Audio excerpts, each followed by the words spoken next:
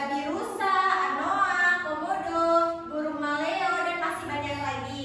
Selanjutnya di bagian yang australis, contoh floranya itu ada sagu, berbau, vicius, dan matoa. Contoh faunanya ada burung cendrawasih, kuskus, walabi, kanguru yang sudah seperti kita lihat di PPT. Selanjutnya ada di bagian asiatis. Nah, di bagian asiatis ini contoh floranya ada pohon jati, meranti, dan rotan. Nah, di contoh faunanya itu ada burung madu, harimau Sumatera, gajah Sumatera, badak Jawa, dan masih banyak lagi. Selanjutnya, apa sih manfaat flora dan fauna bagi kehidupan kita? Nah, berarti di sini kita mempertahankan hubungan makhluk hidup dan lingkungan sekitarnya agar ekosistem terjaga dengan baik. Nah, yang kedua ada manfaat ekonomi sebagai sumber pangan dan bahan obat-obatan.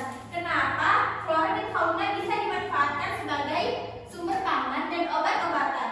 Kira-kira anak-anak ibu ada yang tahu nggak? Sumber pangan di Indonesia apa? Padi. Nah, itu dia dari flora ya, dari tumbuhan. Nah, selanjutnya itu ada obat-obatan seperti contohnya jahe, kunyit, dan lain-lain. Ada juga daging ya untuk sebagai sumber pangan kita. Nah, selanjutnya budaya sebagai simbol tradisional. Kenapa kira-kira bisa menjadi simbol tradisional?